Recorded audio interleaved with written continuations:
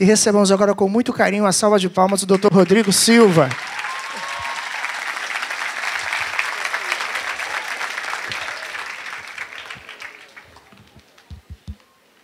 Muito bem, bom dia.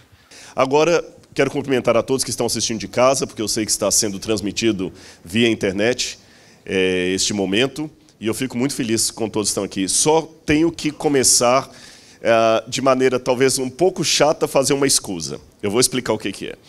Eu estava com o pastor Samuel fazendo as contas ali, e a gente não para. Eu estou vindo de uma viagem, eu estava em Minas, cheguei de Minas ontem à noite, dormi aqui, vou dar essa palestra de manhã, daqui eu já pego um voo para São Paulo e imediatamente para a Nigéria. Então, o que acontece? A gente estava fazendo a conta ali no Waze, se eu saísse agora para o aeroporto, que não tem tanto pique, está dando 1h15, 1h20 mais ou menos. Então, o que acontece? Eu vou pedir desculpas antecipadamente a todos, porque eu até falei com alguns, não, depois a gente no final aí tira uma foto, mas eu vou ter que sair realmente terminando aqui, porque senão eu ainda tenho que passar no hotel, pegar minha mala e ir para o aeroporto, senão eu pego. E se eu perder esse voo doméstico, eu perco o voo internacional depois. Eu peço desculpas por isso, viu, pastor Giovanni? Não é estrelismo nem má vontade, mas eu estava com o pastor Samuel fazendo a conta ali no Waze, e eu sou mineiro. Não sei quantos mineiros há aqui, mas mineiro não perde o trem. Muito menos o avião. Tá certo? Mas eu conto com a compreensão de todos, não é má vontade. Agora, nesse momento, eu gostaria de convidá-los, nessa que vamos estar aqui, para nós termos uma aula de teologia. Eu vi o pastor Giovanni mostrou aqui que tem alunos de teologia, tem pastores evangélicos, pastores adventistas, pessoas que não são pastores, são pais de alunos. Presumo que há católicos, evangélicos, pessoas sem religião, alunos. Então vamos ter agora, nesse momento, uma aula sobre o tema mais importante que poderia ser dito, o tema de Deus. Então eu já começo, pode colocar já no PowerPoint aí a minha... Qual o tamanho de Deus? Eu sei que essa é uma pergunta que pode parecer até infantil para começar uma aula de teologia. Qual o tamanho de Deus? Essa pergunta ela vai desde a escola sabatina, ou escola dominical, ou catecismo, até os mais altos níveis da filosofia metafísica. E quando eu fico perguntando qual o tamanho de Deus, imediatamente eu lembro de um hino, que é um hino universal do cristianismo, que é Quão grande és tu. Então, para começarmos de maneira espiritual, porque nós vamos ver bastante a Bíblia, vamos falar sobre filosofia, em alguns momentos a sua cabeça vai sair uma fumacinha, mas não se assuste, é de propósito, tá bom? Depois, no final, queremos terminar de maneira bem espiritual, falando sobre esse importante tema que é Deus. Esse hino, Quão grande és tu, a história dele que eu quero contar para vocês, só minimiza um pouquinho esse slide aí, isso, do hino.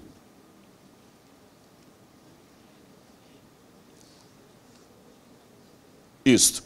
Ele foi composto originalmente por Karl Boberg, mas composto de que maneira? Na verdade, Karl Boberg ele não fez um hino propriamente dito. O que aconteceu foi o seguinte: ele era sueco e ele se converteu a Deus depois de uma pregação em que ele viu uma grande tempestade, trovão, raio caindo, muito vento, muito vendaval, e ele ficou assustado com aquela tempestade, mas ao mesmo tempo ele viu tanto o poder de Deus através daquilo ali, que ele resolveu fazer, em 1885, depois da conversão dele, um poema baseado na conversão dele. Ele rascunhou, naquela noite mesmo, um poema, falando da conversão dele, como é que ele sentia Deus através dos raios, dos trovões, do vento e da chuva. Depois disso, ele logo que se converteu, ele começou a pregar como pregador leigo nas igrejas. E ele fez um sermão baseado no Salmo 29. E um ano depois, ele melhorou o poema e publicou aquele poema que ele havia feito sobre o poder de Deus em meio à tempestade, à tormenta. E qual foi a surpresa dele quando 2 anos depois, em 1888, quando ele foi pregar numa pequena igreja, os irmãos levantaram, começaram a tocar no órgão uma melodia de um hino folclórico sueco, e quando começaram a cantar, ele se surpreendeu porque a letra que eles estavam cantando era o poema que ele tinha composto.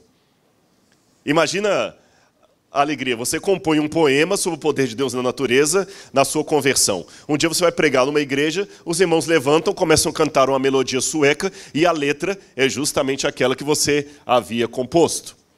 Passando o tempo... Será que não está funcionando aqui o... Oi? Tá ligado, tá ligado. Ok. Aí, aquele ficou muito famoso na Suécia, aquela música sueca com aquele poema, quando foi em 1907, alguém traduziu para o alemão. E começaram a cantar essa música agora em alemão. Depois, em 1912, alguém traduziu para o russo. Aí foi a vez de entrar em cena Stuart Kinney Hine. Stuart Kinney Hine, ele e a esposa dele foram missionários em vários países ali. Na época ainda era antes da União Soviética ali, era os czar, o império do czarismo. E eles começaram a pregar e eles não sabiam muito falar russo. Mas o que eles fizeram? Como eles cantavam muito bem, ele e a esposa, eles ouviram aquela música em russo, que originalmente foi composto em sueco, traduzido para o alemão e traduzido para o russo. Ele e a esposa dele chegavam em praça pública e começavam a cantar em russo a primeira estrofe daquele hino. Aí as pessoas achavam bonito, começavam a chegar ali em volta, e aí eles aproveitavam para pregar a palavra de Deus. Até que em 1940, eles trouxeram esse hino para a Grã-Bretanha. Agora, olha que curioso como é que o hino demorou a ser composto parte por parte. Estamos em 1923, a época em que Kinney, com a esposa dele, faziam o dueto apenas da primeira estrofe em russo. Aí um dia eles estavam pregando numa cidade, eles não tinham onde ficar. E começou uma grande tempestade. E eles se refugiaram na casa de um professor da cidade, que foi o único que deu apoio para os dois ali. Missionário naquela época, não tinha hotel, não tinha onde ficar. Então eles falaram com aquele professor, puxa, obrigado porque você nos abrigou aqui. Ai, não, eu que agradeço, porque agora vocês vão ensinar para mim coisas da Bíblia Sagrada. E em meio àquela tempestade ali, Kinney teve uma ideia. Ele falou, olha, eu só estou cantando a primeira estrofe em russo, eu vou fazer uma estrofe em inglês.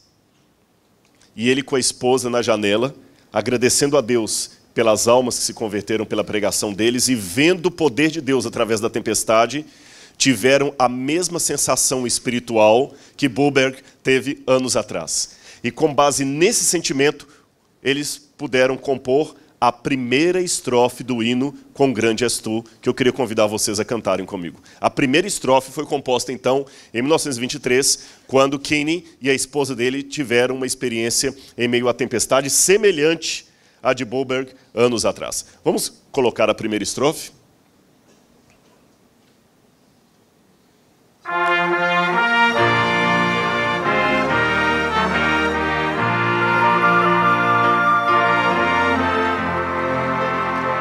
Como há várias letras no cantor cristão, na harpa cristã, nós vamos pegar uma letra aqui para ficar uniformizado.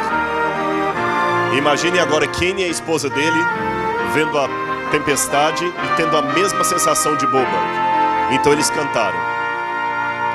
Senhor meu Deus, quando eu maravilhado fico a pensar nas obras de tuas mãos, estrelas mil a cintilar no espaço de teu poder em manifestação. Então minha alma canta-te, Senhor, quão grande és tu. Quão grande és tu. Então minha alma canta-te, Senhor. Quão grande és tu. Quão grande és tu. Vamos interromper. Aí o que acontece? Pode minimizar o quadro aqui. Em 1931, Kinney e a esposa dele estavam preparando vários jovens para a missão. E eles treinavam e os jovens iam com eles de cidade em cidade pregando. E quando eles passavam por umas fronteiras da Polônia, os jovens, naquela época, dormiam em barracas ou tendas no meio da floresta.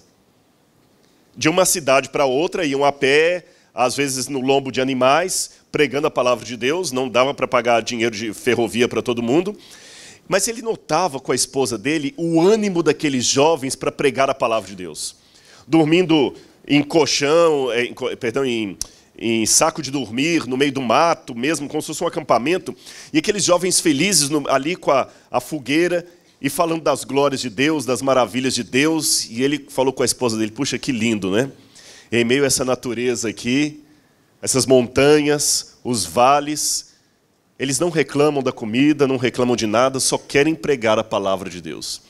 E a esposa dele falou, é verdade. Você não acha que aquele hino que nós fizemos mereceria uma segunda estrofe sobre o que nós estamos vendo aqui em meio à natureza? Ele falou, é verdade. E ele olhou num canto assim, viu os jovens olhando as estrelas, olhando os vales, as montanhas, preparados para pregar no dia seguinte numa nova cidade. E com base naquela visão ali, ele fez a segunda estrofe do hino em 1931. Vamos colocar a segunda?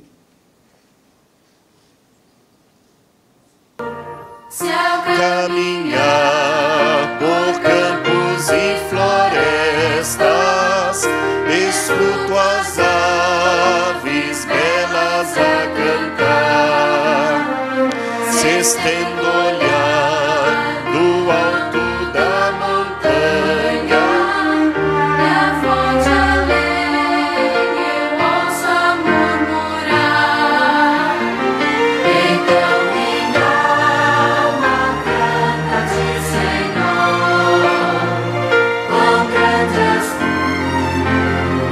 quão grande és tu,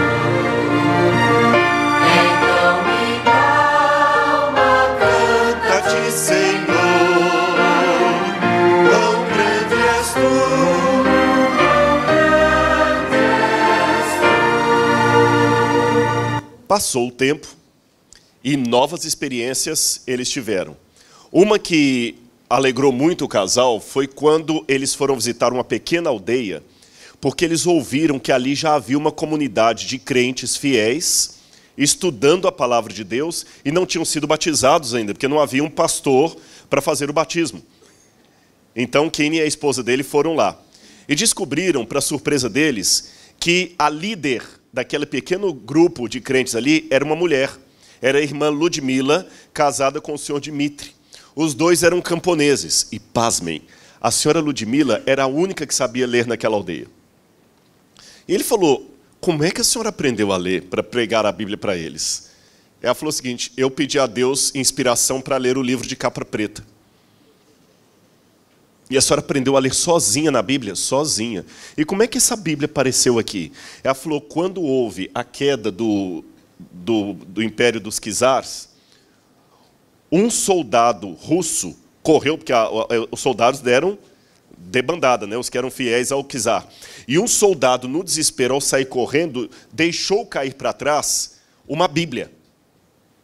Eu peguei aquela Bíblia, senti que era uma coisa importante aquilo, porque falava de Deus. Ninguém na aldeia sabia ler, então eu orei a Deus e pedi a Deus para me ajudar a juntar as letras e aprender a ler. Falei com meu marido, ele orou comigo, eu aprendi a ler, e a única coisa que eu faço agora é abrir a Bíblia, leio, e o Espírito Santo dá as explicações. E ele perguntou, poxa, e qual foi a primeira mensagem da Bíblia que a senhora leu para o auditório? Sabem qual foi? São João 3,16. Porque Deus amou o mundo de tal maneira que deu o seu Filho unigênito para que todo aquele que nele crê não pereça, mas tenha a vida eterna. Que ele ficou tão emocionado que ele, depois do batismo daquele grupo de crentes, ele entrou no quarto, orou a Deus e sentiu a inspiração para fazer a terceira estrofe, que nós vamos cantar agora.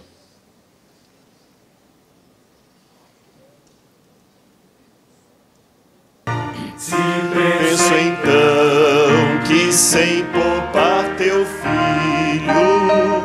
o enviaste para morrer por mim, levando à cruz os meus pecados todos, para eu viver eternamente eternamente assim. Então minha alma canta-te, Senhor, quão grande és tu, quão grande és tu. Então minha alma canta-te, Senhor, quão grande és tu.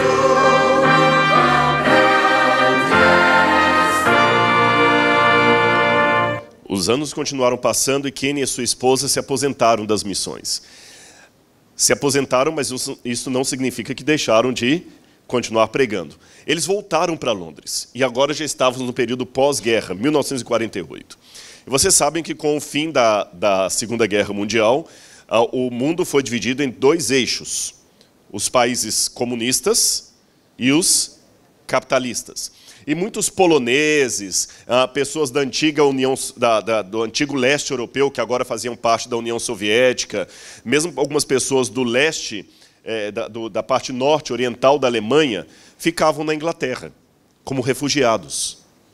E eles pediram: Kenny, você que ainda fala um pouco de russo, porque tem muitos lá que só falam russo, falam um pouco de ucraniano também, você não pode ir lá ajudar aquelas pessoas lá? Alguns são convertidos, outros não, mas você é a pessoa ideal para falar com eles de Deus, reforçando a fé ou convertendo aqueles que ainda não conhecem a mensagem. E ele foi com a esposa dele pregar para eles. E ele falou assim: o que vocês mais queriam pedir a Deus? Ele começou o diálogo com eles assim.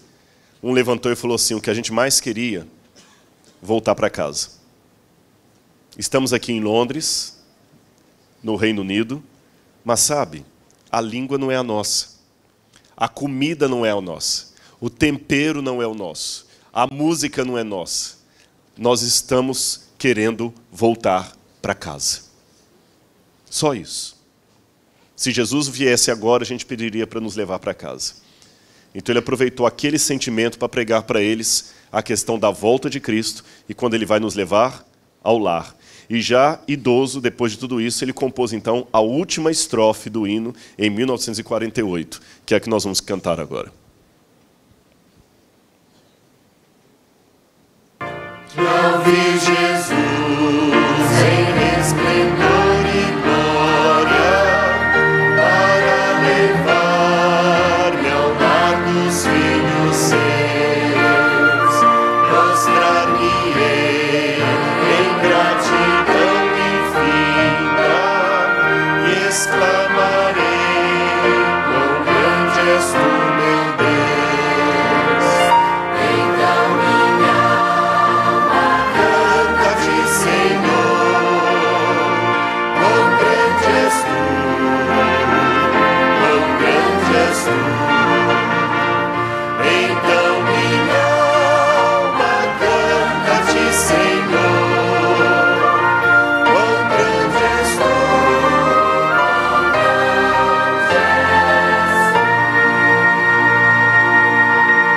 Obrigado. Olha como é que Deus trabalha. Desde 1885 até 1948 foi o que esse hino começou para ficar do jeito que nós o conhecemos hoje. Mas a história dele não para por aqui. George Shee visitou a Inglaterra e ouviu esse hino em inglês e achou lindo. Levou e apresentou para um pregador pouco conhecido chamado Billy Graham.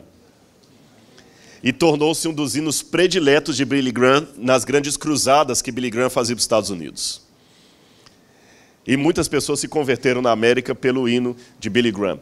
Depois o antigo quarteto Arautos do Rei fez uma versão para ele em português. A harpa cristã também fez, o cantor cristão. A Voz da Profecia, a antiga Voz da Profecia, tinha o programa do pastor Roberto Mendes Rabelo e o quarteto cantava com Grande És Tu. E na década de 1980, aquele rapaz ali também, na laje de uma casa, contemplando as estrelas, ouvindo a gravação do programa Voz da Profecia sobre as estrelas do céu, ouvia o quarteto cantando com Grande És Tu e falava: Senhor, ajude-me um dia a pregar essa mensagem. Viu como é que o Espírito de Deus vai soprando? E agora vocês estão aqui recebendo esta mensagem, ou seja, Deus realmente é grandioso. Agora, quando a gente fala quão grande é Deus, por isso que eu comecei dessa maneira assim, um pouco poética, qual é o tamanho de Deus, nós nos esbarramos com uma problemática que os céticos colocam.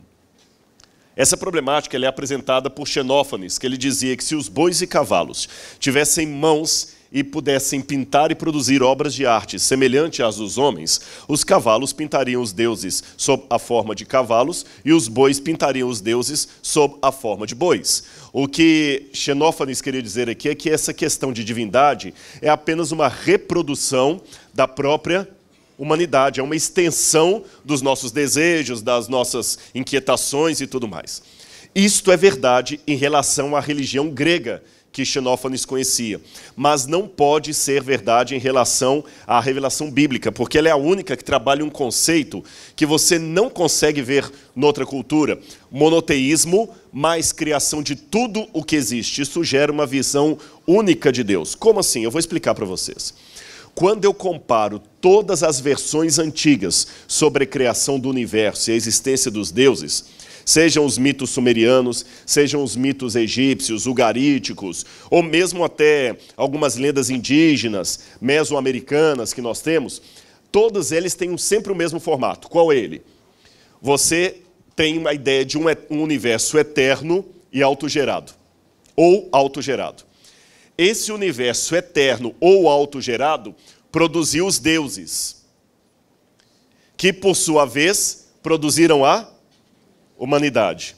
Então, tanto os deuses como a humanidade são filhos de uma força cósmica maior chamada universo. E das duas, uma. Ou o universo sempre existiu, ou ele se autoproduziu. Quando eu vou na Bíblia, a Bíblia vai diametralmente oposta a isso aqui. A Bíblia coloca aqui no princípio Deus, o único Deus. Depois de Deus é que surge o universo, como fruto da criação de Deus. E depois do universo, a humanidade. Perceberam a comparação da Bíblia com os outros mitos? Então, de fato, Xenófanes, quando ele diz que os cavalos e bois produziriam deuses na forma de cavalos e bois, ele está criticando esse sistema aqui. Mas a Bíblia tem um sistema ímpar, um Deus eterno e sem princípio que produziu o universo. Curioso que hoje a teoria da evolução das espécies, principalmente aquela de vertente ateia, ela está sendo, na verdade, um retorno aos mitos pagãos. Porque o que Stephen Hawking dizia antes de morrer? Que o universo se autoproduziu ou que o universo é eterno. É isso que eles estão dizendo. A ideia, mais ou menos, é assim. Vou comparar a versão bíblica com a versão pagã / científica. Na versão bíblica, quando eu vejo um prédio construído, eu imagino um projetista. Alguém que é anterior ao prédio, que sentou, fez uma planta, depois mandou trazer o material e construiu esse prédio. Na versão ateia, não existe projetista, ou o projetista veio depois do prédio e o prédio surgiu sozinho. É isso aí que a ciência está querendo ensinar para muitos jovens hoje, que o universo se autogerou. Como é que o universo pode se autogerar? Deus tem que ser eterno. Eu vou falar um pouquinho sobre esse Deus. Mas você pode falar assim, tá, mas como é que Deus pode se autogerar, Rodrigo? Você não está varrendo para debaixo de Deus aí, essa ideia? Falam que Deus é um mistério. E é interessante que há uma crítica que dizem assim, os cristãos são assim, quando eles não sabem resolver uma coisa, eles falam que é mistério. Mas a ciência não é diferente, meu amigo. Quando você mostra uma coisa diametralmente oposta ao que os cientistas falam, fala assim, não, isso aqui é um mistério. A mesma coisa. Agora, o que a Bíblia quer dizer quando diz que Deus é um mistério? Deus não é incoerente por ser misterioso. Eu vou explicar para vocês o que é mistério. Mistério não quer dizer algo que seja impossível de acontecer. Mistério é apenas algo que a nossa inteligência não compreende ou não alcança. Mistério não é impossível de acontecer. Quando eu falo que Deus é misterioso, é porque Ele está acima daquilo que nós podemos compreender. E a Bíblia é a democratização do mistério. Por que a Bíblia é a democratização do mistério? Porque a Bíblia é o único livro que mostra que Deus não pode ter especialistas nele. Eu tenho um doutorado em teologia, mas eu não sou doutor em Deus. Eu tenho 2 doutorados, um em teologia e outro em arqueologia. Em arqueologia, eu sou um especialista. Em Deus, não. Perceberam a diferença? Na verdade, a única coisa que um doutorado em teologia ele produz é o seguinte: você tem mais ferramentas técnicas para examinar as línguas originais, o contexto histórico, bíblico, do que uma pessoa leiga. Mas em termos espirituais, eu sou como você, um crente refletindo sobre a minha fé. Deus não é objeto do meu estudo. É o paganismo, o gnosticismo que colocava aquela ideia dos iniciados que tinham um conhecimento secreto que ninguém sabia. Só eles. A Bíblia não. Ninguém sabe nada de Deus, porque Deus está muito acima do que nós podemos compreender. Como eu falei com vocês, era o gnosticismo que partia para a sofisticação do mistério, os iniciados que sabiam sobre Deus. Agora, tá bom, mas vamos voltar à pergunta que gerou toda essa palestra aqui. Quão grande é Deus? Qual o tamanho de Deus? Como eu falei, é uma pergunta que vem desde a escolinha primária, seja escola sabatina, escola dominical, catecismo, até a física, a metafísica. Na escolinha é fácil, a criança fala assim: professora, qual o tamanho de Deus? Aí a professora fala: Deus é muito grande. E como criança trabalha muito com noção de comparações, fala assim: mas grande como? Deus é maior que a minha casa? Sim, Deus é maior do que a sua casa. E maior do que a cidade? Maior do que a cidade. Maior do que o mundo? Maior do que o mundo. E na física, na metafísica também, na filosofia metafísica, também nós nos perguntamos qual o tamanho de Deus. Mas aí a coisa começa a ficar um pouco mais complicada. Será que existe um espaço que caiba Deus? Para pensar um pouquinho. Eu falei que eu vou pedir só um voto de confiança em vocês. Vai sair uma fumacinha, mas fiquem tranquilos que tudo vai terminar bem. Sabe por que vai sair a fumacinha? Porque é bom a gente colocar o exercício físico, só que para o cérebro, tá bem? E confiem em mim que no final vamos terminar de maneira bem espiritual, mas vou insistir na pergunta. Será que existe um espaço que caiba Deus? Sabe por que eu estou colocando isso? É que quando a gente imagina o tamanho de Deus, a gente imagina isso aqui, ó, não é? Isso aqui seria o universo. Embora aqui, na verdade, você tenha uma galáxia desenhada, mas vamos imaginar que ao invés de uma galáxia, fosse o desenho do universo. Então você imagina o universo e Deus. Não é assim que a gente imagina? Se Deus fosse só desse tamanho aqui, ele já seria grandioso. Sabe por que ele seria grandioso? Só para vocês terem uma noção do tamanho do universo. Repito, se Deus fosse isso aqui, ele já seria grandioso. Mas eu acho que Deus ainda é maior do que isso. Por quê que Deus seria grandioso se fosse desse tamanho? Nós sempre imaginamos Deus na forma de dimensão. Por quê? Porque a nossa mente sempre raciocina de modo dimensional. Lembram as 3 dimensões? Altura, largura, profundidade. Aí veio Einstein e falou que tem uma 4ª dimensão, que nós não conseguimos medir cabalmente, mas ela existe. A 4ª dimensão é o tempo. Só que o próprio Einstein dizia que o tempo, quando nós achamos que medimos, é uma ilusão, porque nós não conseguimos captar o tempo. E quer uma prova que a gente não consegue captar o tempo? Quer uma prova aqui agora? O passado existe? Já passou? Não existe, concordam comigo? Então nós não conseguimos pegar o passado, porque ele já se foi. O futuro existe? Existe? Não, não chegou ainda. E o presente? Não, porque a cada nanosegundo o presente já virou passado. Só no movimento, enquanto eu estou falando e andando para cá, cada presente já virou passado. Eu não capto, então por isso que Einstein dizia que o tempo, como nós concebemos, também é uma ilusão. Então ele falou, existe a 4ª dimensão do tempo. Nós sabemos intelectualmente que o tempo existe, mas não conseguimos pegar o tempo. Nós só conseguimos captar mesmo 3 dimensões. Quais são elas? Altura, largura, profundidade. Os físicos chegam a dizer que existem mais de 11 dimensões. Alguns falam até em 21. Mas nós não conseguimos captar nenhuma delas. Como nós só captamos altura, dimensão e profundidade, quando falamos qual o tamanho de Deus, nós automaticamente pensamos nisso aqui. Um Deus com altura, com dimensão e com profundidade. Mas eu repito, será que existe um espaço que caiba a Deus? Porque se existe um espaço que caiba a Deus, é maior do que Deus. E não tem nada maior do que Ele. Se Deus fosse daquele tamanho da foto ali, ele já seria grande. Olha o tamanho do universo. Só para vocês terem uma noção, qual a velocidade da luz? Tem alunos aqui, vamos ver se vocês estão bons de física. 300 mil quilômetros por segundo. Hoje é difícil ter alguém com relógio de ponteiro aí, né? Tem alguém com relógio de ponteiro no auditório? Difícil, né? Então, ó, tem vários aqui. Ninguém com menos de 18 anos, mas...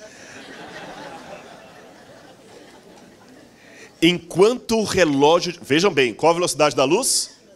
300 mil quilômetros por segundo. Preste atenção. Nessa velocidade, enquanto o relógio faz tic-tac, 1 segundo, dava para rodear a Terra 7 vezes. Eu não precisaria sair tão rápido para ir para o aeroporto. Vou repetir. A velocidade da luz, enquanto o relógio fez 1 segundo, dava para rodear a Terra 7 vezes. Não dá para fazer isso nem com o braço. É rápida a luz ou não é? Mesmo sendo tão rápida, se a luz viesse daqui para cá, mesmo a velocidade da luz, eu gastaria 93 bilhões de anos para chegar até o outro extremo do universo. A luz é grande ou não é? É rápido ou não é? Só que aqui o universo é muito maior. Se eu andasse a velocidade da luz, eu gastaria 93 bilhões de anos para percorrer todo o universo. Agora que vem o mais curioso. Esse universo, que eu gastaria 93 bilhões de anos para percorrer a velocidade da luz, equivale a apenas 3% do que existe. Porque 97% é energia ou matéria escura. É mais ou menos assim, eu vou explicar. É como se o universo estivesse deslizando, porque ele está em expansão, sobre a superfície de alguma coisa. Então tem que ter essa superfície. Os astrônomos acreditam que existe essa matéria escura porque conseguem perceber algo que aparenta ser uma gravidade ali. Mas só isso, mais nada. Então, ainda que Deus fosse maior do que isso, ele já seria muito grande. Mas agora eu vou falar com vocês que Deus ainda é muito maior do que o universo, porque não existe um espaço que caiba a Deus. Deus é muito maior do que eu acabei de descrever aqui. Existe uma história, ela é atribuída a Santo Tomás de Aquino, que ele escreveu o livro A Trindade. E conta-se que Santo Tomás de Aquino teve um sonho, quando ele estava escrevendo o livro A Trindade, em que ele estava andando por uma praia, aqui, ó, quando ele viu um menininho com uma concha na mão. Concha, essas conchinhas do mar. Aí ele olhou o menino no sonho, e o menino, lembra, ele estava escrevendo o livro A Trindade, sobre a doutrina de Deus. Aí ele disse que o menino pegou o dedinho assim, enfiou na areia, e veio com a concha d'água, cheia d'água do mar assim, e começou a derramar lá dentro. E ele perguntou assim, o que você está fazendo, menino? Ele falou assim, simples, eu quero com essa concha pegar toda a água do mar e colocar dentro desse buraquinho que eu fiz aqui na areia. Ele falou, mas você nunca vai conseguir com uma concha pegar toda a água do mar e colocar dentro do buraquinho.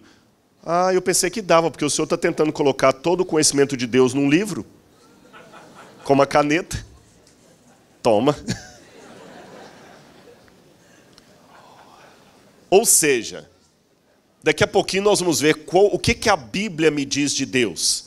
Mas por causa dessa dificuldade de conceber a Deus, eu posso cair em 2 discursos humanos extremos em relação à ideia de Deus. O primeiro é o que nós chamaríamos de discurso apofático de Deus. Foi aquele que Santo Tomás de Aquino assumiu... Desculpa, corrigir, antes não foi Santo Tomás de Aquino, foi Santo Agostinho.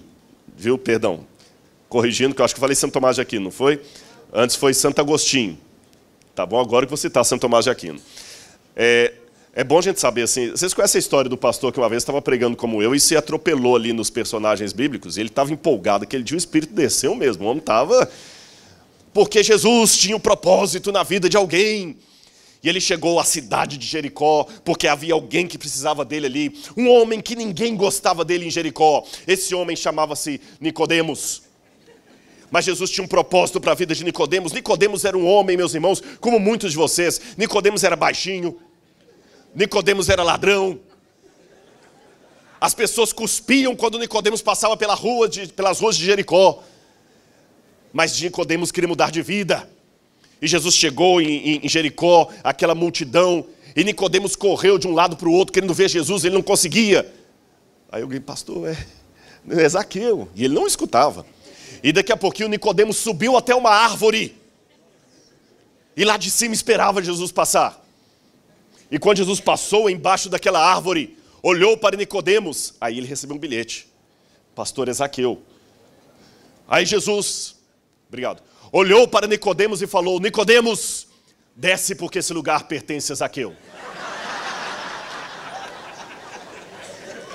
Então, dica de pregação.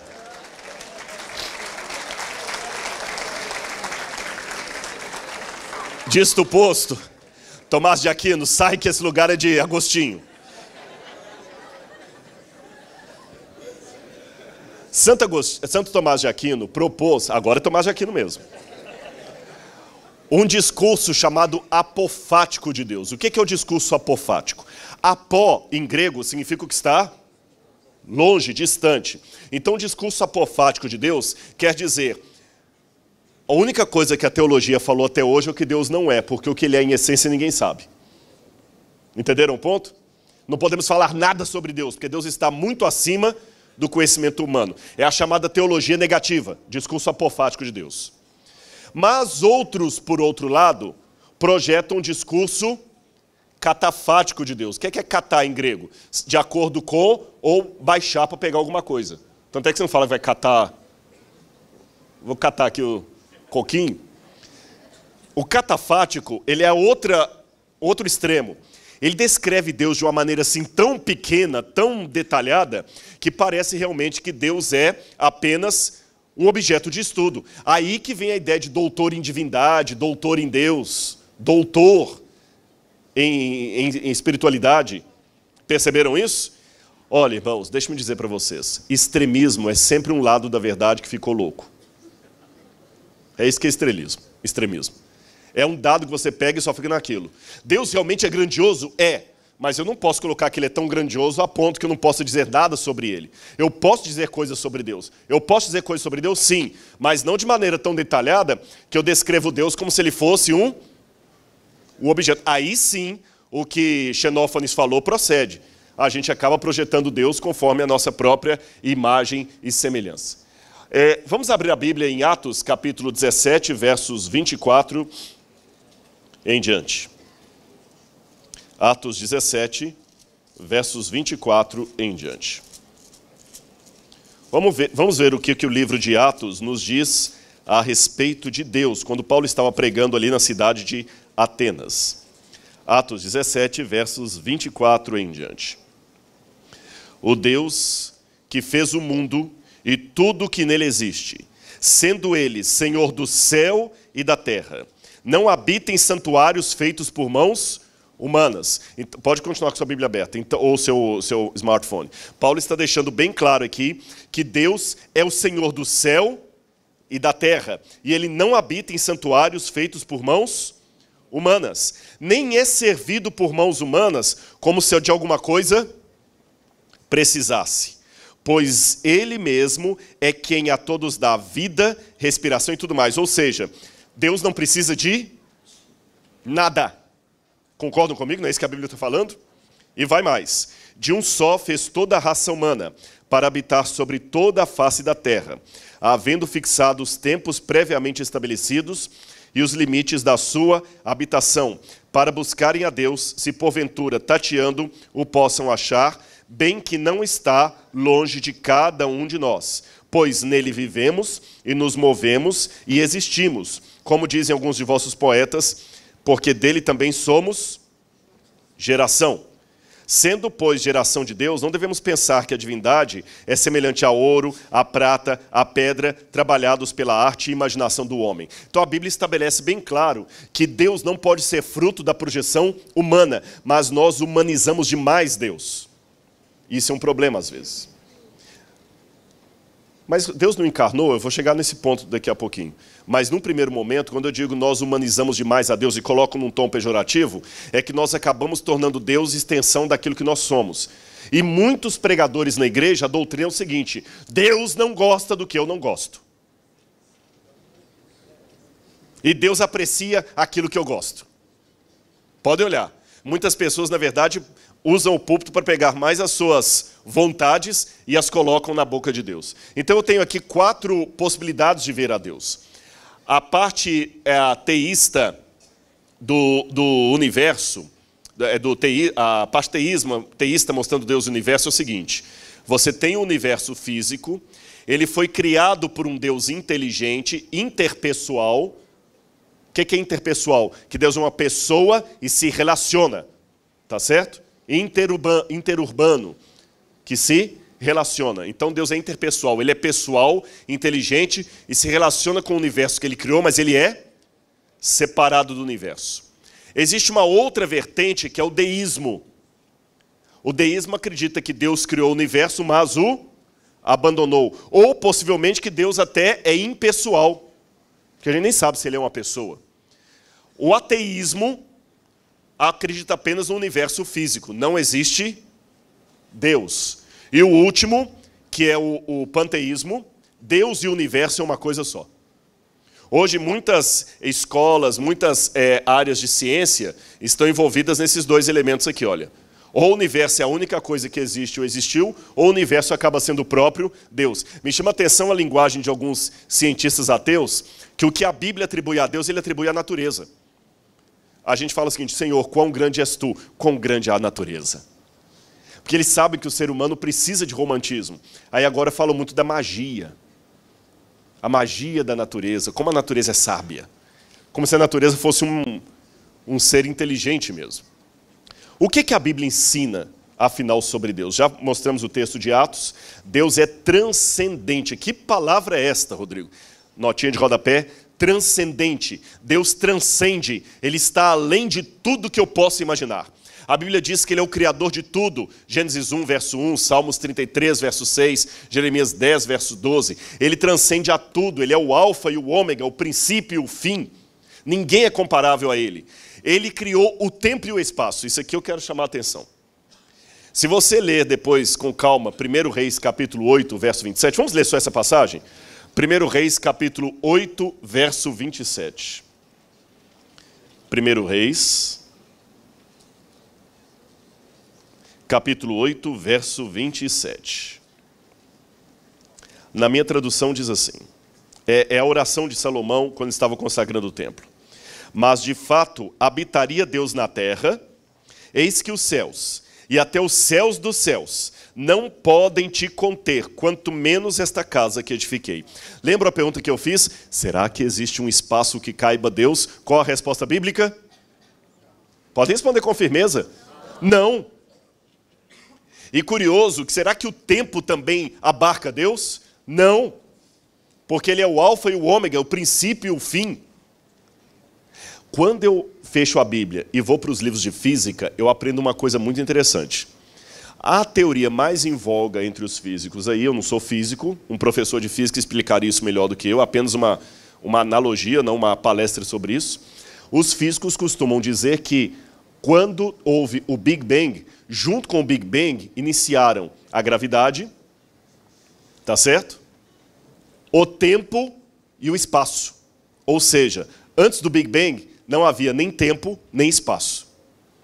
Então o tempo e o espaço começaram. E os físicos me dizem isso. Espera aí, se o tempo e o espaço começaram, então não estou dizendo que Deus é atemporal. Mas o tempo de Deus não pode ser esse tempo que eu procuro medir em passado, presente e futuro. É uma outra categoria de tempo de Deus. Eu não disse que Deus é atemporal. Ficou claro isso para vocês? Mas ele não é preso pela nossa junção de tempo. Eu não tenho mais como voltar ao passado nem adiantar o futuro. Mas Deus não está preso a esse tempo. Deus também é onipresente, por quê? Porque Ele criou o espaço. Agora, é difícil para minha mente imaginar isso, porque tudo que eu imagino tem que estar dentro de um espaço e num tempo. Porque a minha visão é dimensional. Por isso que eu posso dizer alguma coisa sobre Deus? Deus é tremendo, diz o Salmo. E João capítulo 4, 24, Jesus fala, porque Deus é Espírito. E Ele fala, é interessante que a maneira como Cristo fala da divindade, Ele fala, antes que Abraão existisse, eu sou. Eu sou. Constantemente Ele é. Deus é absolutamente outro. Quando você vai estudar filosofia, e aqui é bom eu colocar isso, eu falei que ia sair a fumacinha, mas por quê? Muita gente pensa, e eu tenho vendo muitos jovens aqui do ensino médio, que daqui a pouquinho podem estar indo para a faculdade, você pode pegar um professor ateu, um professor que vai ridicularizar a religião, querendo provar para você que esse negócio de Bíblia é bobagem, agora você tem que estudar Foucault, você tem que estudar Diderot, esse pessoal todo é análise do discurso e tal. Eu li todos esses autores aí. Até eu tenho um livro que eu acabei de lançar agora, O Ceticismo da Fé, onde eu trabalho com Nietzsche, com todos esses autores, e mostro como é que mesmo a filosofia deles me leva para a crença. Não creio que esteja. Mas é fácil, na internet, se colocar O Ceticismo da Fé, as grandes livrarias do Brasil têm aí, pode comprar online.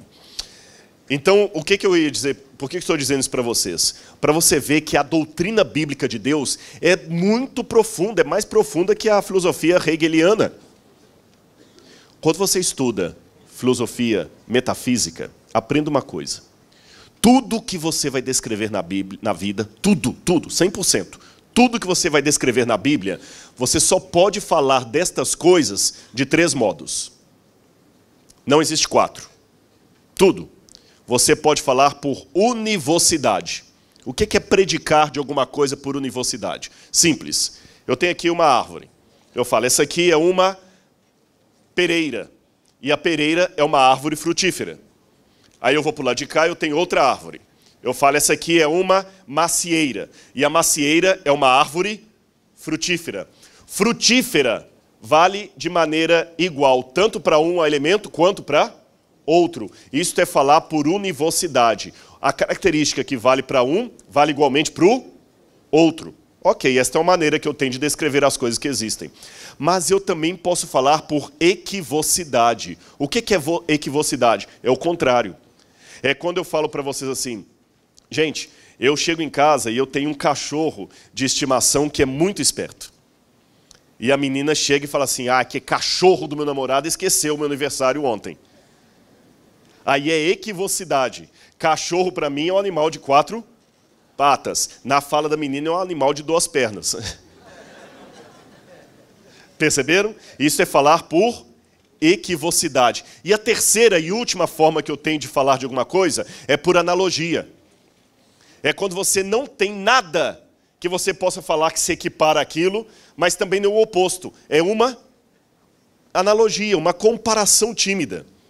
Aprenda uma coisa, que é por isso que muita gente tem dificuldade de entender a doutrina de Deus. Eu nunca posso falar de Deus por univocidade, porque não há nada na natureza que se compare a Deus. Também não posso falar de Deus por equivocidade, porque senão não haveria revelação. Eu só posso falar de Deus por analogia. Nota de rodapé.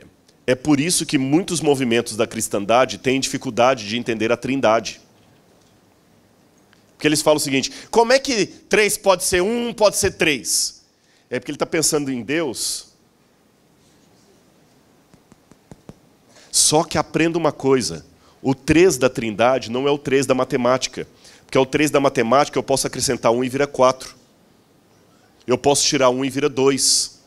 O 3 divino não é o 3 da matemática de Pitágoras. Não é um 3 que dá para fazer operação. Não é uma soma que chegou a 3. O 3 da divindade é um 3 único. Quer outro exemplo? Eu amo. Deus ama. Mas Deus não ama como eu amo. Deus é amor, eu não sou amor.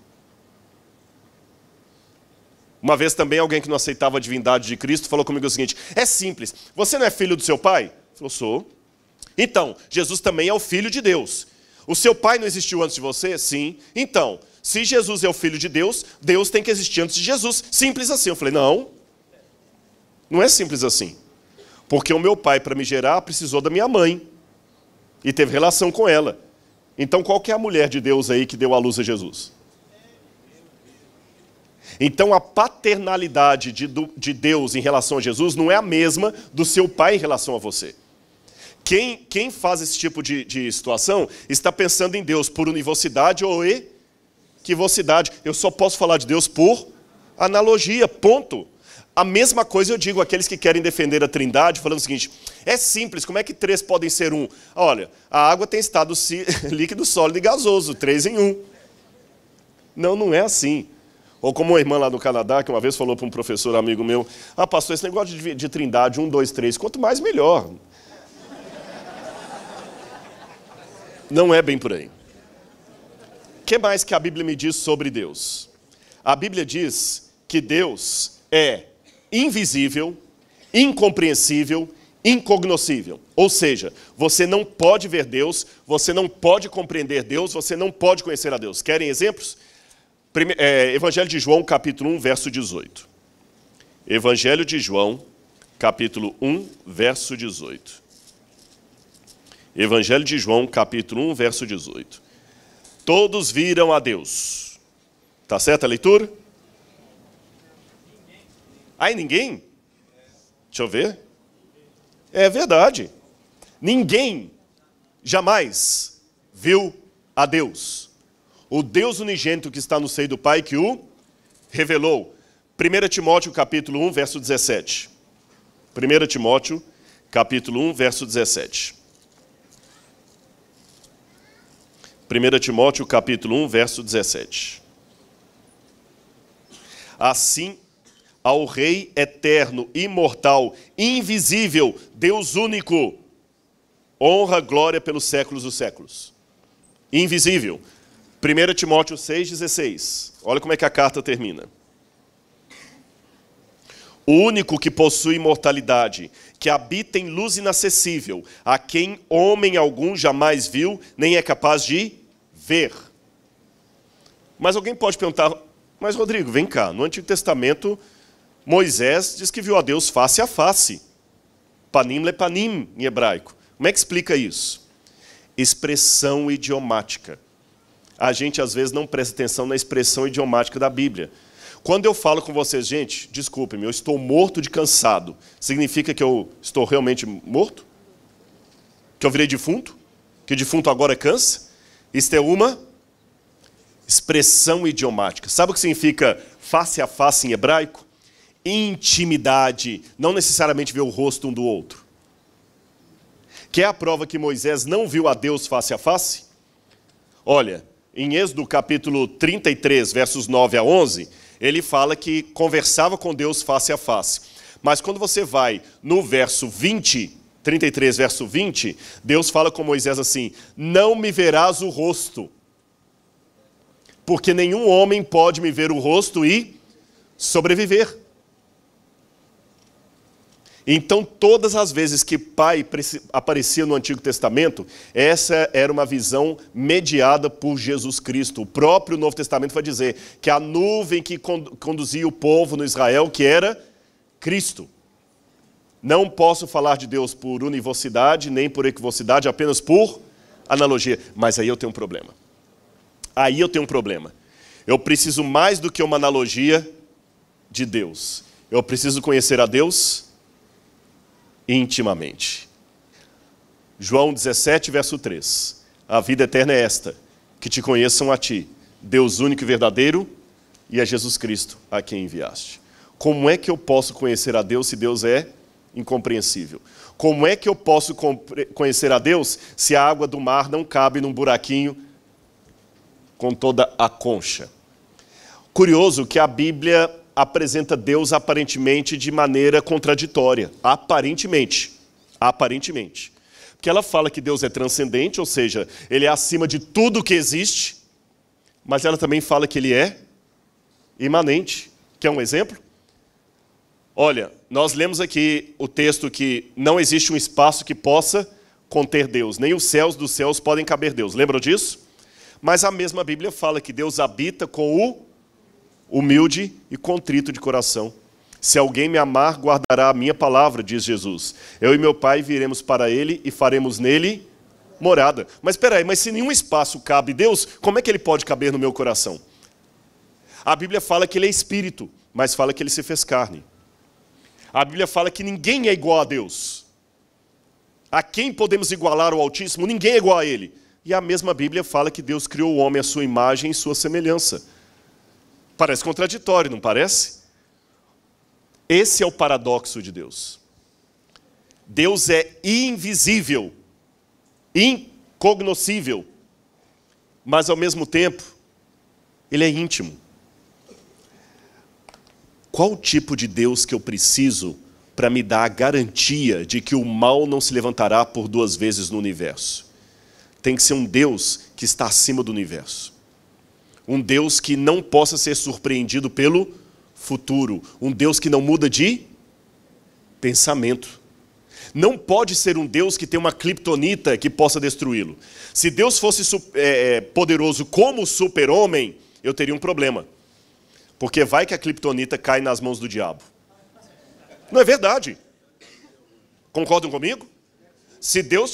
Exatamente, se Deus tivesse uma criptonita que pudesse acabar com Deus, e ela caísse nas mãos do poder das trevas, então o Deus que eu creio, que a Bíblia apresenta, ele não pode ter pontos fracos.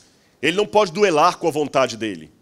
Ele não pode ficar carente, ele não pode ser tentado pelo mal. Porque por melhor que o motorista seja, ele pode cometer uma falha, Deus não pode. Mas ao mesmo tempo que eu preciso de um Deus assim, eu preciso de um Deus que eu possa abraçar. Quando você está no momento mais triste da sua vida, o que você mais gostaria? O colo de Deus. O que eu vou falar no primeiro momento parece contraditório. Eu creio num Deus que a Bíblia fala que ele não muda, mas ainda assim na minha oração eu imploro para ele que mude o pensamento dele, como Abraão. Senhor, se houver 10 naquela cidade, o Senhor desiste de destruir a cidade? Aliás, falando em oração, como pode um Deus onisciente sinceramente perguntar? Quando Deus me faz uma pergunta, como é que ela pode ser honesta se ele sabe tudo? Adão, onde estás? E alguém falou assim, não, mas na verdade Deus sabe. Deus pergunta só para... Então Deus está fazendo teatro comigo? Eu não quero alguém que faça um teatro. Eu quero um Deus que seja íntimo de mim. Um Deus que possa rir das minhas piadas, pegar na minha mão, me abraçar. Que eu possa contar uma coisa para ele que ele não saiba. Senão não tem relação, gente. O que é amizade? O que é relação? Não é você chegar do trabalho e contar para alguém que você ama e que você gosta o que aconteceu durante o dia? Imagine você chegar na sua casa, quer contar para a pessoa que você ama lá como foi o seu dia, ele já sabe tudo. Não tem graça. Dá para conviver com uma pessoa assim? Como é que Deus pode ir comigo se ele já está em toda parte? Ou seja, a minha natureza pede um Deus paradoxal. Concordam ou não? Ele é infinito, mas eu quero abraçá-lo. Ele sabe tudo, mas eu quero surpreendê-lo. Eu quero que ele me pergunte. O que Paulo falou lá em Atos? Ele não precisa de nada, mas eu quero que ele precise de mim. Eu quero que ele sinta saudade de mim. Eu quero que ele me ame. Eu quero que ele fique na fossa se eu não for para o céu. É verdade. Porque senão parece que Deus não te corresponde o amor. Como é que a Bíblia resolve isso? Gostaram da palestra? Vamos terminar agora e ir embora? Eu pensei que estava cansativo. Vou falar com vocês como? Através do paradoxo. E aprendam uma coisa e de novo vou pedir licença para repetir a questão da Trindade. Paradoxo e contradição não são a mesma coisa. Contradição é um defeito na linguagem e na argumentação. contradição é o seguinte: eu acabei de dizer que eu estou indo para São Paulo, e de São Paulo eu vou para Nigéria. Aí daqui a pouco eu falo assim que eu vou para São Paulo, e de São Paulo eu vou para Belo Horizonte. Isso é uma contradição. Você disse que é para Nigéria, agora vai para Belo Horizonte. Isso é uma contradição. O paradoxo não é uma contradição. O paradoxo é uma realidade oposta, mas possível de acontecer. Por exemplo, é a mesma luz que uma substância endurece e a outra derrete. Vou mostrar na prática o que é um paradoxo. Olha aquela foto ali. Isso não é uma contradição. Isso é um paradoxo. E eu posso provar para vocês que o paradoxo é lógico. Posso fazer 2 exercícios mentais com vocês? Roda esse slide aí. É uma bailarina. E eu vou perguntar para vocês. Preste atenção se essa bailarina está rodando no sentido horário ou no sentido anti-horário. Tá bem? Ela está rodando para lá ou rodando para cá? Vamos lá, vamos ver. Para que lado a bailarina está rodando? Horário? Quantos acham que ela está rodando em sentido horário? Levante a mão. Quantos acham que ela está em sentido anti-horário? Opa, tem vários que são anti-horário. Ela está indo para lá ou para cá? Os dois? Mudou? Já vou antecipar dizendo que não tem truque. A bailarina não estou mudando o vídeo ali. Ela só está rodando para um lado. Para lá ou para cá? Olha, tem até casal discutindo aí, viu? Vou facilitar a vida de vocês. Eu vou colocar 2 bailarinas, uma de um lado, outra de outro. Mostra o próximo vídeo, por favor. O próximo, isso. Olha, eu vou facilitar, hein? Coloquei até o desenho da perna dela lá. Olha para a bailarina de lá. Olha lá, tá vendo? Essa aqui está acompanhando de lá, não está? Agora olha para cá. Ela está acompanhando qual?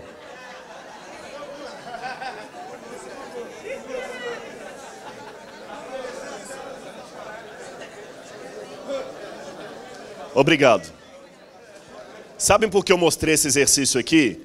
Para mostrar para vocês que contradição e paradoxo não são a mesma coisa. Essa bailarina é um paradoxo, não é uma contradição. Mas por que é um paradoxo? Porque uns viram para um lado, outros viram para o outro. É simples. Depende de que lado da mente você está raciocinando. Se você está raciocinando com a parte direita da sua mente, você vai ver a bailarina rodando para um lado. Se você visualiza com a parte esquerda, você vai ver a bailarina virando para o outro lado. Hã? Porque você ficava transitando de um lado para o outro do cérebro. É verdade, é verdade. Transita de um lado para o outro e você vai ver a bailarina. Repito, isto não é contradição, isto é paradoxo. Então explique para um ateu o que é paradoxo quando ele fizer aquela perguntinha capciosa para você. Deus é capaz de criar uma pedra que nem ele possa carregar? Já viram essa pergunta? Deus é capaz de criar uma pedra que nem ele possa carregar? Dei checkmate no cristianismo. Não deu nada. Se você entender o que é paradoxo, você pode responder que Deus é capaz de carregar uma pedra, de criar uma pedra que nem ele possa carregar e carregar depois. Depende de que lado você está raciocinando. E é com essa mesma ideia do paradoxo que eu vou explicar para vocês como é que Deus pode abarcar tanto a plenitude como a intimidade dele. Vocês sabem que mesmo no mundo da matemática, isso deu um nó. Kurt Gödel, ele queimou o fusível dos matemáticos no início do século XX, porque todo mundo estava pensando que bastava você agora resolver uns 20 e poucos problemas da matemática e todo o restante dos mistérios da ciência via linguagem matemática estariam solucionados. até que Gödel mostrou o teorema da incompletude. Ele mostrou que enquanto estivermos nesse universo, haverá muitas coisas que nós não conseguiremos abarcar, porque para abarcá-las eu tenho que estar fora desse sistema. Seria mais ou menos assim. Depois você vai ter Wittgenstein, que vai pegar isso aí e vai falar que o sentido de um objeto fechado está sempre fora dele. É simples. Sabe o livro de física? Se você fosse um ácaro morando dentro do livro de física, você leria todas aquelas fórmulas da física ali, mas você nunca teria como comprová-las, porque só do lado de fora do livro de física é que aquelas experiências se comprovam. Dentro do livro, ele apenas mostra uma realidade que você não pode comprovar dentro das páginas, porque você está limitado dentro do livro. Sempre o sentido de um sistema fechado está fora dele. Aí que vem o checkmate para o ateísmo. Se o universo é tudo o que existe e estou fechado dentro dele, então o sentido do universo tem que estar fora do universo. Por isso que o universo não pode ser Deus. Então, das duas, uma. Ou o universo não tem sentido, ou ele tem um sentido que está fora dele. Algo que produziu o universo que não é o próprio universo. Algo que a Bíblia chama de Deus. E é por isso que eu nunca vou conseguir provar Deus com equações, com matemáticas. Porque eu estou preso dentro do livro. Eu posso apenas anunciar Deus, mas nunca prová-lo. Comprová-lo. Porque para comprovar, eu teria que estar na mesma mente de Deus. Entenderam isso? É o teorema da incompletude de Gödel. Seria mais ou menos como se eu falasse assim, simplificando. Estou mentindo agora. Isso é verdade ou mentira? Perceberam a frase? Estou mentindo agora. Isso é verdade ou mentira? Você nunca consegue resolver isso? Agora, Cristo resolve o paradoxo. De que maneira? Vamos começar a responder as perguntas. Como pode Deus fazer o homem à sua imagem e semelhança se Deus é inimitável? Se não há ninguém semelhante a Deus. Simples. Vamos abrir em Colossenses, capítulo 2, versos 2 a 3. Colossenses, capítulo 2, versículos 2 a 3. Para que o coração deles seja confortado e vinculado juntamente em amor, e eles tenham toda a riqueza da forte convicção do entendimento para compreenderem plenamente o mistério de Deus, vírgula, quem? Cristo, em quem todos os tesouros da sabedoria e do conhecimento estão ocultos. Então Cristo desvenda o mistério de Deus. E vou mais além. Colossenses capítulo 1, verso 15, vai falar que Cristo é a imagem de Deus. Diz aqui, olha, porque Ele é a imagem do Deus invisível. Cristo é a imagem de Deus. Então, como é que Deus criou o homem à sua imagem conforme a sua semelhança? Porque Cristo já assumiu desde a criação uma forma visual de Deus.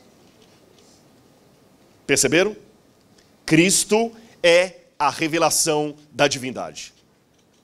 Por isso que sem Cristo, tem a faculdade de teologia aí, não adianta estudar teologia. Porque nós só conseguimos compreender a divindade através da revelação que Cristo faz da divindade. Você não tem como conhecer a divindade senão através de Cristo. Agora, o curioso é o seguinte, por isso que ele é o Logos de Deus, e por isso que Cristo parece tão pequeno, porque aí que vem o detalhe. Lutero dizia que os homens usam a máscara para esconder o rosto deles. Deus, ao contrário, usa uma máscara para se revelar. Porque a maneira de Deus se mostrar é se ocultando. Imagina que eu estou falando com você e tem um holofote muito grande aqui atrás de mim. Por mais que você queira me ver, a luz não deixa. Aí o que eu tenho que pedir? Para o pessoal, desliga o holofote um pouquinho, aí você vai poder me ver. Então aí que está. Cristo é Deus com o rosto. Deus de uma maneira compreensível. E quanto custou a Cristo assumir essa forma revelada de Deus? Aí que vem a questão. Eu coloquei de propósito aqui Hebreus capítulo 1, verso 1 em grego, não para mascarar, é porque aqui eu preciso de em grego mesmo. Você conhece o texto em português. Hebreus 1, verso 11 diz, Hebreus 1, verso 1. havendo Deus outrora falado de muitas maneiras aos pais pelos profetas, nos últimos dias nos falou pelo Filho. Mesmo quem não sabe grego pode perceber que o que está escrito aqui é igualzinho de baixo, só que está faltando uma parte aqui que eu coloquei em interrogação. Polímeros kai polítropos, de muitas maneiras e de muitas formas, aos antigos, palai, roteos, lalessas, Deus falou, tois, patracin, falou aos pais, em tois, profetais, através dos profetas. Ep tu, ton, remeron, nos últimos dias, tuton, elalesen, rimim, nos últimos dias, porém, falou a nós en ruio, no Filho. O que você percebe no original grego? Deus falou aos pais por meio dos profetas. Mas nos últimos dias nos falou no Filho, não por meio do Filho. A diferença é que Cristo não é um profeta inspirado por Deus. Cristo é Deus falando em forma filial, em forma humana. Percebeu? E aqui que é o mais lindo, porque por mais que eu disse para vocês no início dessa palestra, que eu só posso falar de Deus por analogia, eu preciso mais do que uma analogia de Deus. Eu preciso de um conhecimento íntimo e pessoal de Deus. Portanto, Cristo, ele é a encarnação de Deus em forma humana. E como que o que eu saberia de Deus sem Cristo? A mesma coisa que eu saberia de um quadro anônimo. O máximo que eu posso falar desse quadro é que o pintor pinta bem, que ele sabe usar bem os matizes, que ele tem noção de profundidade, mas não dá para falar sem conhecer a assinatura e a história do autor, se quem pintou aquele quadro é um sujeito que poderia deixar com as crianças ou seria um pedófilo. Porque loucos também produzem obra de arte. Hitler era pintor, vegetariano e gostava de cachorro. Eu não sei, há controvérsias, viu? Perceberam? Um psicopata preso no corredor da morte, numa prisão americana, consegue produzir até um poema. Então, apenas um quadro pintado sem uma assinatura não me diz muita coisa. Cristo é não apenas a assinatura do autor, mas a história do autor. Cristo é a história de Deus. Tá certo? A natureza revela as obras de Deus, mas ela não conta a história de Deus. Em Cristo eu conto a história de Deus. Por isso que, ao contrário do que alguns pensam, eu não vou ficar alienado como uma mariposa rodando ao redor da luz, pensando que a luz está ali por conta dela. Cristo me mostra que realmente tem um propósito à minha vida. Agora, quanto custou? Bem, já que eu falei de quadro, um bom artista precisa ser vulnerável para transmitir sensibilidade através da sua arte. Se não somos vulneráveis, não podemos ser heróis. Então, o que Deus fez? Deus assumiu uma vulnerabilidade. Qual é? Ele pode ser rejeitado. E depois que pecamos, ele assumiu a nossa natureza. Aqui eu faço uma teologia um pouco diferente da de Calvino. Eu acredito que a graça de Deus pode ser rejeitada. É a minha visão. E eu acredito que Deus não tem pontos fracos, mas ele assumiu uma vulnerabilidade quando ele criou um ser humano livre, porque nós podemos rejeitá-lo. E vou mais. Como pode um Deus eterno sinceramente morrer? Porque aqui eu tenho um problema. Se eu falar que Cristo morreu de verdade, eu falo que Deus pode morrer.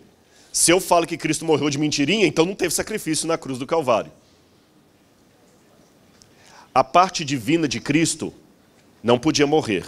O que morreu na cruz foi a parte humana de Jesus. Mas isto custou um preço para ele. Sabe qual o preço? Olha todo mundo para mim aqui. Imagine que eu tivesse agora um carro bem chique. Pastor Samuel, um Porsche. O último modelo, um carro aí de $200 mil pelo menos. $300 mil, um Porsche. E vocês vêm andando aqui nas ruas de Itaboraí, todo chique com meu Porsche, aquela coisa toda e tal. Vai perder na esquina, né? Mas na minha imaginação... Bom, se é possível imaginar um pastor adventista dirigindo um Porsche, é possível imaginar Itaboraí sem assalto. Se é possível o primeiro, é possível o segundo. É um paradoxo. Aí um belo dia, você me vê andando com um aluno do colégio aqui, a pé, num sol quente. E você vai me ver andando a pé. Você fala assim, Rodrigo, cadê o seu Porsche? Cadê o seu carrão? Aí eu falo assim, eu deixei na garagem. E você pergunta, mas por que você deixou o carro na garagem e está andando em sol quente a pé? É porque esse aluno aqui, por um problema determinado, ele não entra dentro de carro. Mas ele tem medo de vir sozinho para a escola, então ele prefere que eu venha com ele. O único jeito que eu tenho de vir com ele para a escola, andando a pé. Aí você fala assim, ah, não, mas espera aí, com um carrão daquele você não pode andar a pé. Espera aí. Se um Porsche não me permite andar a pé, já é o carro que é o meu dono e não eu o dono do carro. Porque se eu sou o dono do carro, sou o dono bastante para usá-lo ou não. E pergunto, quando o carro está na garagem, eu deixei de ser proprietário de um Porsche? Eu deixei de ser um motorista? Mas ao mesmo tempo, eu estou andando a pé ou fingindo que estou andando a pé? Estou andando a pé. Então preste atenção. Cristo pegou a natureza divina. Ele não poderia perdê-la, mas ele poderia renunciá-la por amor a nós. É como se eu tivesse uma visão divina e você precise que eu fique cego para que você seja salvo. Mas eu não tenho como perder minha visão divina, então voluntariamente, sabe o que eu faço? Eu fecho o meu olho. Eu não perdi a minha capacidade de enxergar, nem a minha visão, mas eu me tornei cego. E que é a prova bíblica, que eu não estou inventando isso aqui? A teologia do esvaziamento. Abram comigo a Bíblia em Filipenses, capítulo 2, versículos 5 a 11. Eu vou até colocar aqui. Tende em vós, leiam comigo aí, tende em vós o mesmo sentimento que houve também em Cristo Jesus. Porque ele, subsistindo na forma de Deus, essa expressão subsistindo talvez não esteja tão bem traduzida. Subsistindo quer dizer, existindo por toda a eternidade na forma de Deus. Não usou como usurpação o ser igual a Deus. Outras palavras, o fato dele existir em forma de Deus, ele não ficou agarrado. Antes ele se esvaziou, kenosis em grego, ele se esvaziou.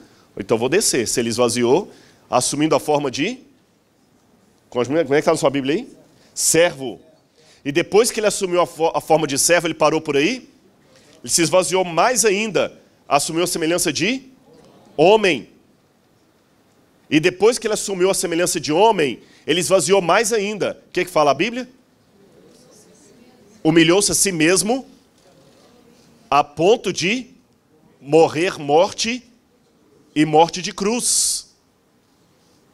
E o que aconteceu depois? Olha lá o movimento descendente, olha lá, olha. Ele existia divinamente como Deus, ele é Deus, mas ele foi se humilhando, se esvaziando, até assumir a morte e morte de cruz. Depois que ele assumiu a morte de cruz, o que continua dizendo a Bíblia? Um pouquinho. Deus o exaltou sobremaneira. Então ele subiu o degrau. Para quê? Para que ao nome de Jesus se dobre todo joelho, no céu, na terra e debaixo da terra. Deus deu um nome acima de todo nome. Mas espera um pouco. Eu admito que essa leitura pode ter um problema para quem não aceita a divindade de Cristo. Sabe qual? Se ele era Deus nessa condição aqui, para que o Pai teve que exaltá-lo e dar um nome para ele acima de todo nome? Não faz sentido. Seria a mesma coisa de eu trazer um médico aqui agora que já tem o CRM, Dr. Luiz Carlos. Ele tem o CRM, médico, ginecologista.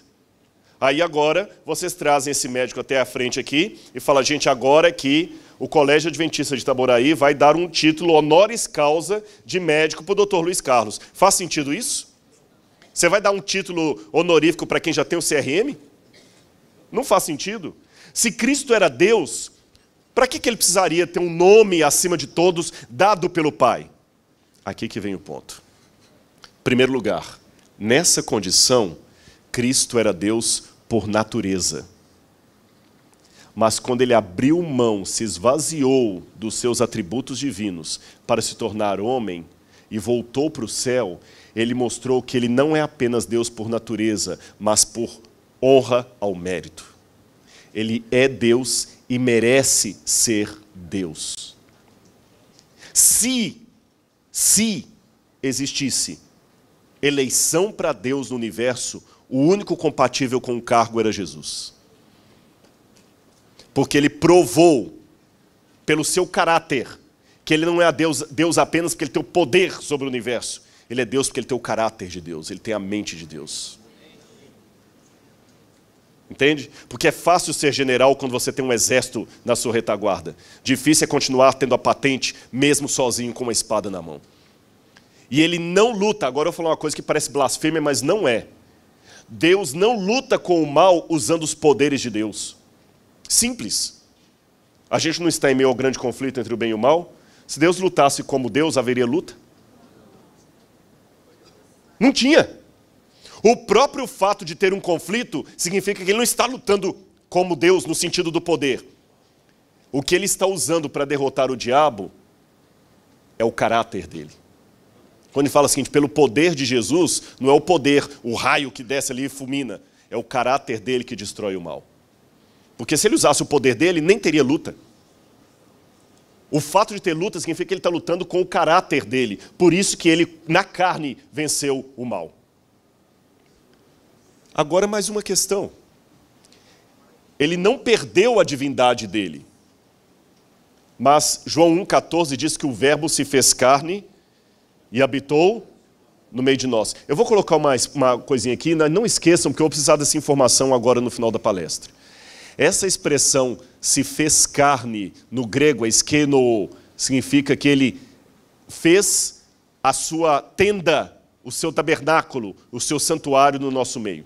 Lembra lá no Antigo Testamento, quando Deus falou assim, e me farão um santuário para que eu possa habitar no meio deles? O correspondente grego para isso é o que está no Evangelho de João, porque o verbo fez o seu tabernáculo e habitou no nosso meio. Tá bem?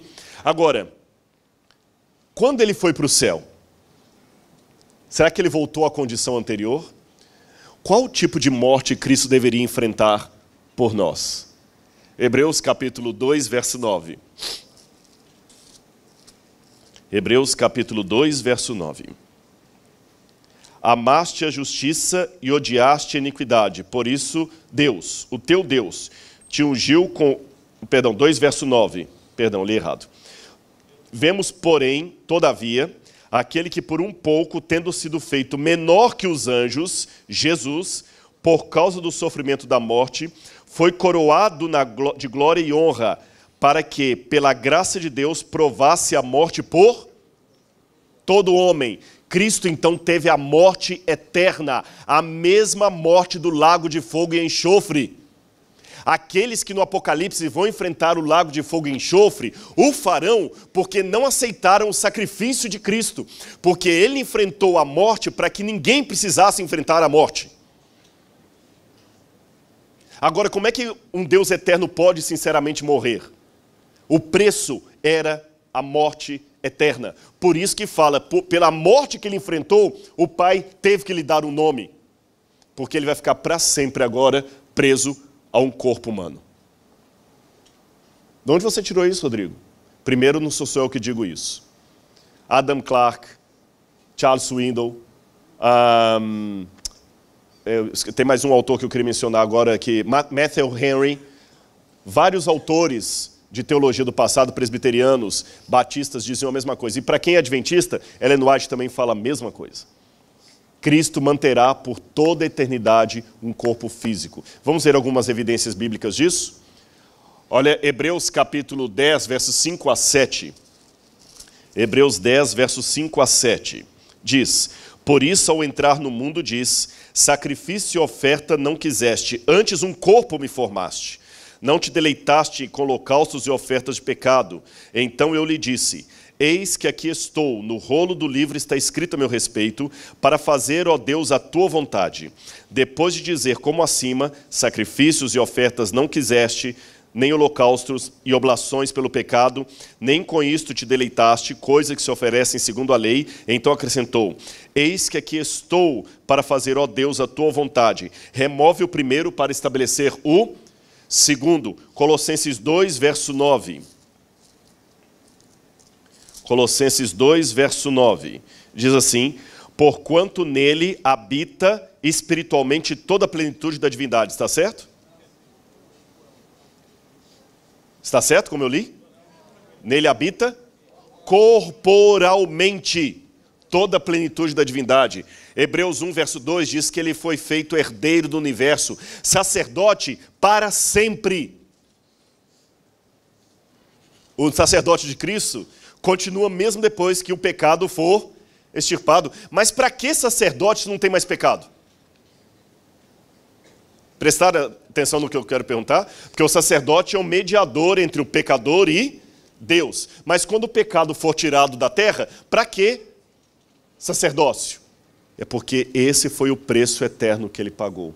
Será sacerdote para sempre. Para sempre. E mais, Hebreus 2, verso 11 e Romanos 8, verso 29, diz que ele não tem vergonha de ser chamado de nosso irmão. E meus amigos e irmãos, eu vou mais além ainda. Efésios 4, verso 13, me admirou demais quando eu li isso aqui. Vamos ler aqui Efésios 4, verso 13. Olha o que a Bíblia promete. Efésios 4, verso 13. Até que todos cheguemos à unidade de fé e do pleno conhecimento do Filho de Deus e perfeita varonilidade, à medida da estatura da plenitude de Cristo. E nós vamos atingir a medida de Cristo.